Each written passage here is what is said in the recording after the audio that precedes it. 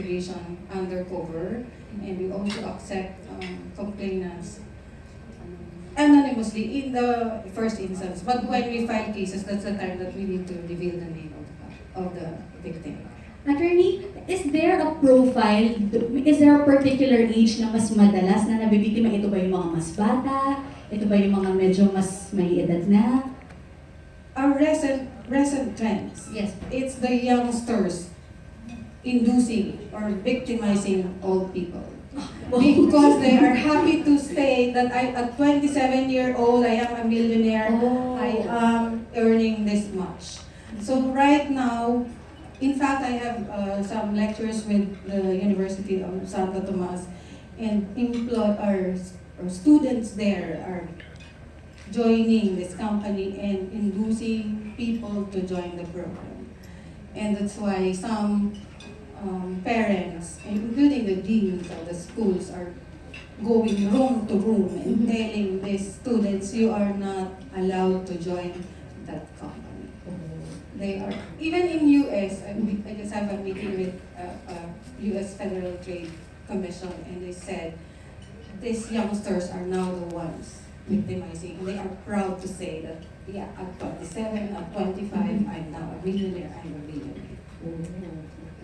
All right, any more questions? Yes, sir. Where's our... Hey po, good morning. Based kasi dun sa explanation ninyo, yung companies that do, nagsascam, is may mga companies na nasa isip ko. Pwede ko bang sabihin? Tapos pwede niyo bang sabihin na, oo, hindi sila scam or scams? We also have this confidentiality of... Okay, kung ako yung mag-mention nung... It's okay, but I cannot tell you, I cannot confirm or deny that that's subject of our investigation. Because all our investigations right now are under a confidentiality rule. Until such time that we issue a cease and desist order that's made public. Kung may cease and CDO na, it's okay, it's for public consumption. Hindi ko alam kung may sige. Hindi, pero yun nga, kasi parang, yun kasi yung hinihintay ko kanina. After this, nag-usap tayo. Ay, no. Baka may ihahabol siya. And for Sun Life naman, is the reason ba bakit tinulungan nyo yung campaign na to is instead of putting their investment dun sa mga companies na yun, is better na for organizations like Sun Life, dun na sila mag-invest kasi hindi secure. Is that one of the main goals? Well, of course, it's, you invest your money in something that you know about, in a company that is reputable, that has been there for many years, is trustworthy, as as we said, and we want to help, the ordinary people na not to part away with their money with just anybody. Kasi nga sayang pinaghirapan mo tapos nawala parang bula. And you could have avoided that if you knew about these types of parang modus operandi, mga scams. So yes, invest with the right partner, invest in in something that you know about, talk to a financial advisor, a financial planner. Okay. And to Mateo, what has been your greatest investment? Papunta na yun sa showbiz, ah. Ano ba? Sige, well. No, seriously, Practice na lang ako sa'yo.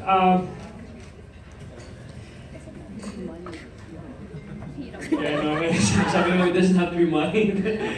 No, but I'm very, very proud to be part of this Sun Life, and I think before even joining Sun Life, I had a little bit of investments here and there, but now this will secure me that my investments will go the right way talaga. It's very, very, very important to find a company or to invest your money to something you really trust. In fact, Sun Life just won last night, best Life Insurance Company of the Year. Yes, around Asia. So congratulations on that. See, stuff like that just puts credibility to the company you're investing with. So, one of my best investments, I guess I'm going to say this investment I'm going to do now after the meeting with my advisor. We're going to be talking, I'm going to invest with the mutual funds here. So, yun. And last is, normally when you invest, I think the goal really is the price of investment. Yung price at the end when you invest.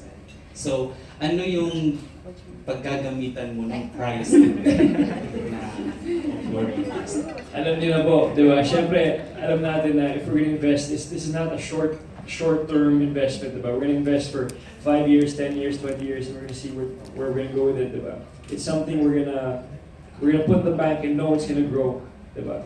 So, siyempre, we want to do it with Sun Life because we know it's gonna grow, and your advisors are you can trust your advisors 100%. They're gonna tell you if this is, you can do your low risk, high risk, whatever you want to do it.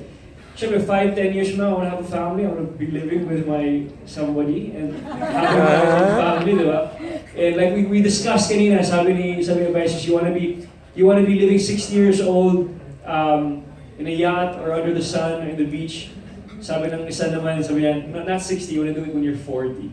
So, di ba? So you want to do it younger and you want to know you have that savings when you're there already. Okay, thank you. Thank you.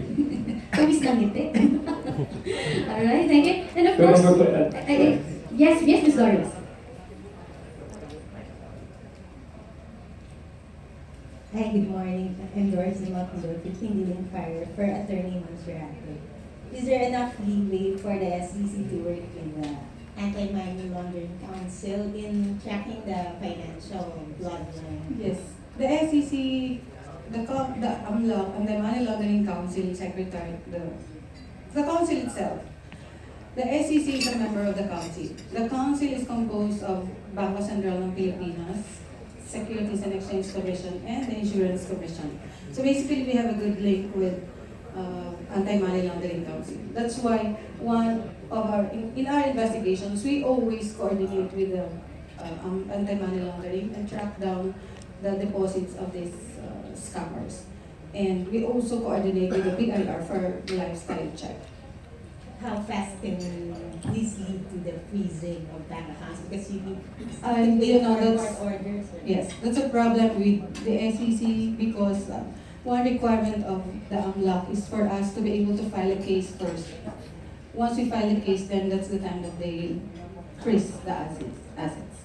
But if we don't have any case filed, then the documents from the AMLAC are still there for investigation purposes only. So the last question, what are the key reforms that you'd like to see, whether it's in the SRC or in bank secrecy provisions, for you to strengthen this crusade? This is my personal opinion. This is not the opinion of the commission. This is a disclaimer.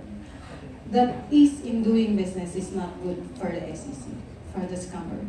Because the ease in doing business, even if the Philippines is, I think we rank third now for ease in doing business.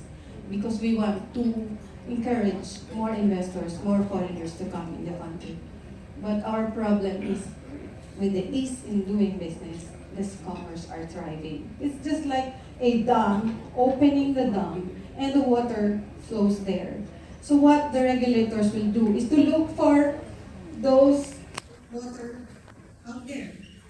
So if on the forefront, during registration stage, we are already strict on the personalities there, who are the incorporators and other identification, then I think it will lessen the problem with discounts. That's one of the reforms. Second, we really need this anti-cybercrime. The SEC has no division or office dedicated to cyber laws or cyber. We don't have any, I would say, office that's dedicated to that. That's why we have to coordinate with NBI and PNP Anti-Cybercrime Group. And you know how hard it is to coordinate with them. They have also a lot of cybercrime cases. And to give priority to the SEC is not one of them. So I suggest it's one of the reforms, another one, that there should be this division in the SEC dedicated only to this cybercrimes. Okay, thank you so much, Attorney. Any more questions? Yes, sir. I'm Ted Claudio, Wazzup.PH. My question is to Mateo. You have mentioned about wants versus needs. So can you give some advice to the younger generation on how to balance it? Because I think it's one of the main issues nowadays, like meager salaried young people is spending on like iPhones and expensive phones. But when do you think you really deserve to have something like a gadget that you deserve it because you work hard? It's like maybe uh, what made you buy a Ducati compared to an ordinary bike? Yeah. I mean, how do we start this? When I was growing up, my dad always, when I said, "Baka, can we get this? Can we get this?" He'd say, "Oh, you don't really need it. You know, you just wanting it. You know, we could get something else in the future. We can invest in something else in the future. We can invest in things that will matter more on land, on an apartment, rather than getting an expensive sports car right now, diba? So mga ganyan, diba? It's really up to you, and you have to be realistic with yourself on how much you earn and how much your lifestyle costs, diba? Sometimes we earn a certain amount and you're living a lifestyle pretending to go to clubs every night, to go to expensive restaurants, and just throwing away your money there. Diba? So you really have to be realistic on how much you earn and how much your income is and all that stuff. And then from there, diba, just defer what you need or what you want. It's up to your personal choice, diba? But again, if you go into a company like Sun Life, you have an advisor, which is very, very important, and then he'll give you realistic advice also on what to do. Diba? So yeah, did I answer your question? So when do you balance your needs against your when do you balance your need against your, let's say, your passion? Ayun lang. Kaya sa passion natin, marami tayong mga sponsors, di ba? Mga companies. Diba? No, but syempre, you really have to you really have to work hard for everything you want to get, di ba? You can't just be like, oh, I want this, boom. You have to build credibility in yourself also, and build that respect that that everybody needs and deserves, di ba? You can't just go out there and say, hey, can you sponsor me a bike? Oh, why? What can you give? What can you do? Are you working hard for it to deserve this bike or deserve something? So you really have to build the respect, build the credibility, and build that. And it's not gonna take an overnight thing. It's years or days. You know, it's gonna take time. So, thank you. Good answer. Yeah. Thank you. Thank you, sir. I would just like to stress that one. Hindi overnight, di ba? Attorney Lalaine, all these people are dealing on Facebook as overnight na paglago ng pera ang gusto. And I guess one reason they go to Facebook to chat with people they don't know is because they get overwhelmed or intimidated by big companies. No, Miss Rina? And this is something that we're also trying to address, which is why we're coming up with all these information campaign that it's not, you shouldn't be afraid of going to a financial institution with solid credibility because actually, like, for example, in SLAMC, it takes only 5,000 pesos to invest. Of course, this is long term because we wouldn't promise something that, you know, masyadong hindi makatotohanan. It's really important na if you're investing, long term talaga siya. Yun. And yung kumpanya na pinagkakatiwalaan mo, yun, sustainable, may track record. And this is why hopefully you also share with all the other people, huwag naman kayo magtiwala sa Facebook. Diba, Atty. Lalaine? If I may add, in one of my lectures, somebody asked me why our OFWs oftentimes become victims of these scams. And true, ma'am, that we need financial literacy. People, when I say go to mutual funds, no, they're negative because they thought it's for rich or it's hard to join or to invest in mutual funds. If I say go to stock exchange and buy stocks with more reason, they would think that it's difficult buying stocks in the Philippine Stock Exchange when it's so easy, it's simple. But people, when they think of stocks, when they think of mutual funds, and when they think of other financial vehicles, they would think it's difficult. But when people comes and say, you just give me your money and it will earn 15% per month, then it's easy. So that's why the BSP also is doing this launching of financial literacy. We go around the country, whether I'm a member also of that team, when we go around the country, conduct lectures to the academe and to young professionals. Because the purpose, according to Governor Titanco, the growth of of a country depends on the investing power or the financial literacy of the citizens. All right. Thank you so much. And with that, do we have any more questions from the floor? Okay, I think we're ready to wrap up. With that, we wrap up our question and answer portion. We hope that you will all help us spread the word about Slam the Scam, and together, let's fight against these investment scams and help our fellow Filipinos achieve a brighter life. Thank you.